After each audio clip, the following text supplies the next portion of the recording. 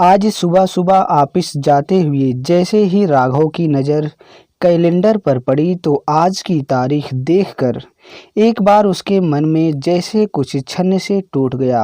आज 9 जनवरी थी और आज ही उसकी दुनिया पूरे एक साल के अकेलेपन की बरसी मना रही थी। जूही को उसके जीवन से गुजरे आज पूरा एक साल हो गया था। जूही उसकी पत्नी, हाँ, आज भी तो यह सामाजिक रिश्ता कायम था। कानून और समाज की नज़र में जूही और राघव आज भी शादी के बंधन में बंधे थे, लेकिन सिर्फ नाम के लिए ही यह रह गया था। जूही को उसके जीवन से गया लंबा अरसा हो गया था। खुद को इस विवाह रूपी बंधन से आज़ाद करने की कोशिश ना तो जूही ने की और ना ही राघव ही इस मैटर को आगे बढ़ा पाया था। दिमाग में उमड़ते इन पुराने दिनों के चक्रवात ने अनायास ही राघव के जिस्म को अपने शिकंजे में जकड़ लिया। राघव ने अपना लैपटॉप, बैग और मोबाइल उठाकर कमरे की मेज पर रखा और फिर अपनी नौकरानी शांति को एक कप कॉफ़ी बनाने की हिदायत देता हुआ अपनी अलमारी की ओर बढ़ चला। वह जानता था कि अब उसका मन उस सुविधा युक्त कमरे में नहीं लगेगा। उसने अलमारी खोलते हुए उस नीले कवर वाले लिफाफे को बाहर निकाला। कवर पर आज भी खूबसूरत लफ्ज़ों में राघव लिख हुआ था, वही कर्विंग लेटर्स वाली लिखावट जो जूही की खास पहचान है। राघव इस खाली पन्नों पर आज अपने उन जज्बातों को उकेर कर जा रही हूँ जिन्हें शब्द देने से ना जाने क्यों मेरे हाथ कांपते रहते थे। आज जब यह चिट्ठी तुम्हें मिलेगी, मैं तुम्हारी इस दुनियावी आडंबरों से भरे जीवन से बहुत दूर जा चुकी होंगी, लेकिन चलने से पहले तुमसे चंद बातें कर लेना चाहती हूँ। जानते हो, कल रात मुझे फिर वही सपना आया। तुम मुझे अपने दफ्तर की किसी पार्टी में ले गए हो। सपने में जाने पहचाने लोग हैं, परस्पर अभिवादन और बातचीत हो रही है कि अचानक सबके चेहरों पर देखते ही देखते एक भयानक हंसी आ जाती है। धीरे धीरे वे सभी भयानक अंदाज में हंसने और चिल्लाने लगते हैं और तब एक और भयानक बात होती है। उन खतरनाक आवाज़ों और हंसी के भीतर घृणा में लिपटा हुआ तुम्हारा डरावना चेहरा नजर आने लगता है।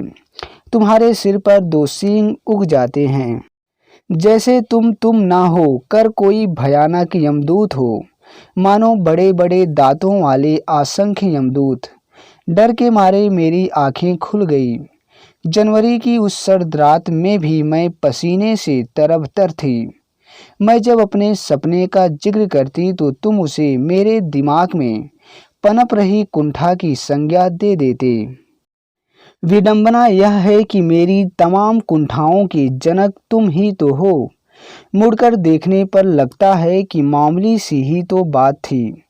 मेरे शरीर पर काबिल वह कुछ एक्स्ट्रा वजन ही तो था, लेकिन तुम्हारे उस यमदूत रूप की जड़ में मेरा यह बढ़ा हुआ वजन ही तो था। लेकिन क्या यह बात वाकई इतनी मामूली सी थी?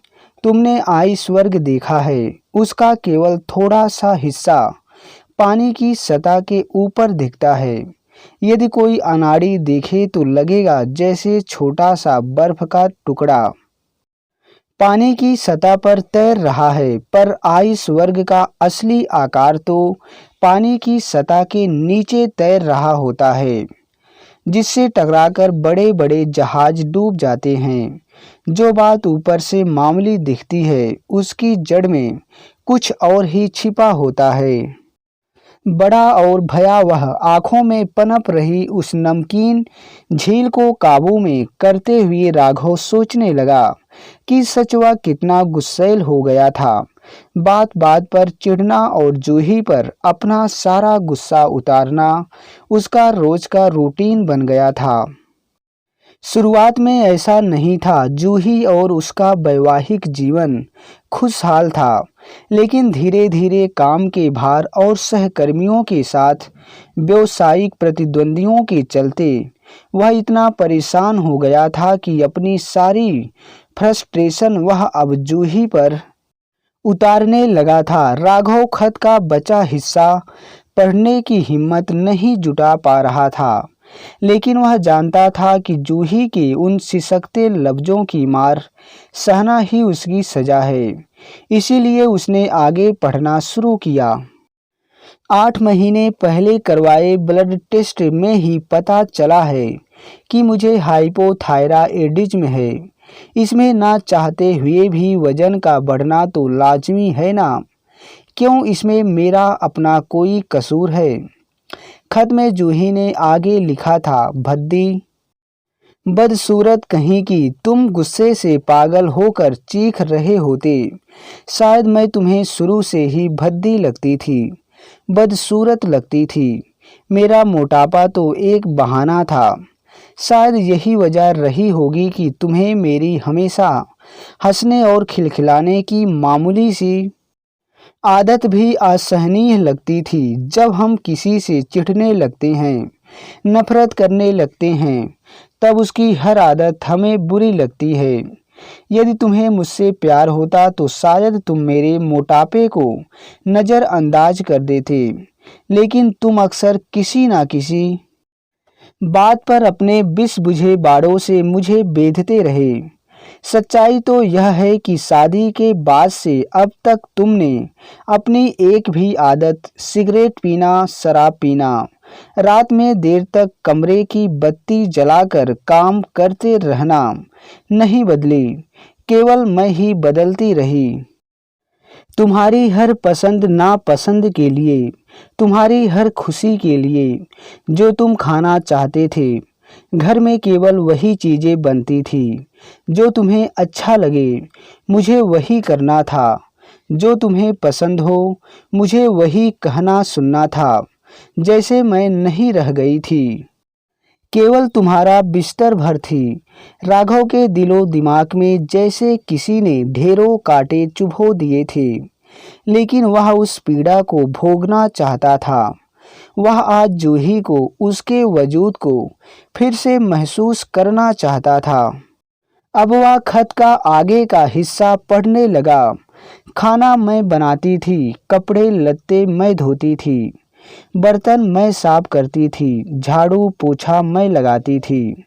तुम रोज ऑफिस से आकर आज बहुत थक गया हूँ कहते और टांगे फैलाकर बिस्तर पर लेट अपना पसंदीदा टीवी प्रोग्राम चला लेते। एक गिलास पानी भी तुम खुद उठकर नहीं ले सकते थे। फिर भी थकते सिर्फ तुम थे। शिकायत सिर्फ तुम कर सकते थे। उलाहने सिर्फ तुम दे सकते थे। बुरी सिर्फ मैं थी। कमियां सिर्फ मुझ में थी। दूध के धुले अच्छाई के पुतले सिर्फ तुम थे। मैंने तुमसे कुछ ज़्यादा तो नहीं चाहा था। एक पत्नी अपने पति से जो चाहती है, मैं भी केवल उतना भर ही चाहती थी। काश तुम भी मुझे थोड़ा प्यार दे पाते, घर के कामों में मेरा थोड़ा हाथ बटाते, अपनी किसी प्यारी अदा से मेरा मन मोह ले जाते। असल में तुमने मुझसे कभी प्यार किया ही नहीं।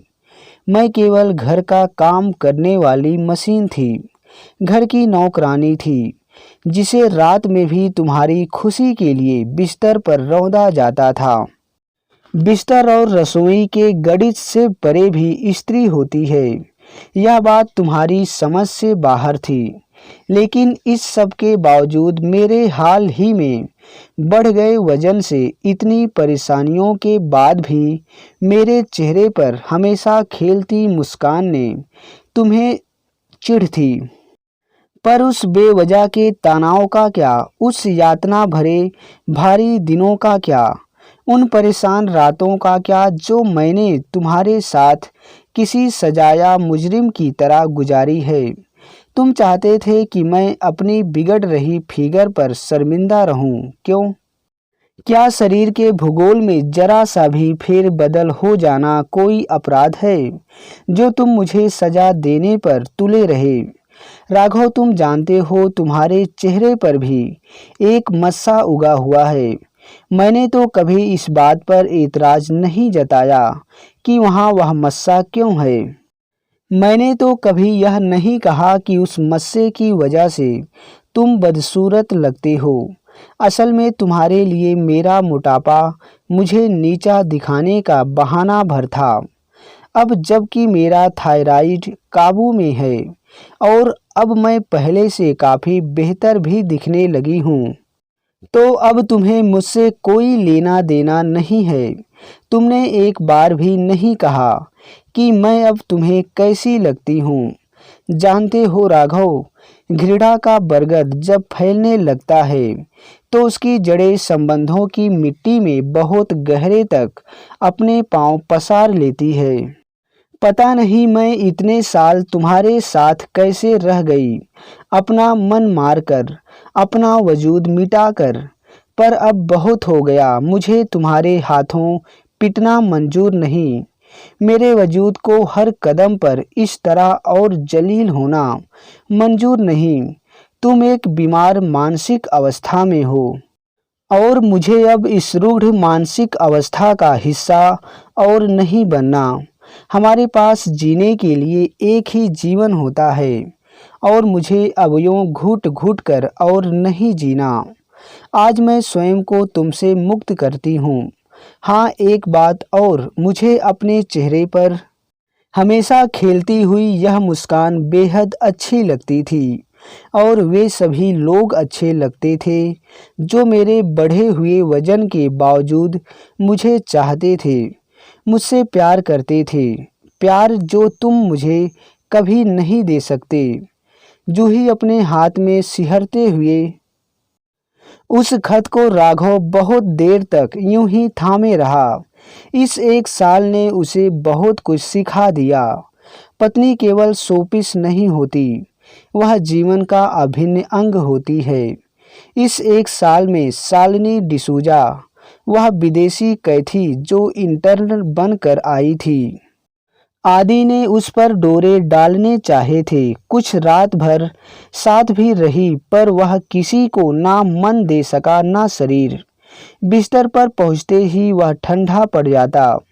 रात को साथ खाना खाते खाते जब किसी का फोन आ जाता तो वे लड़कियां उकता जाती।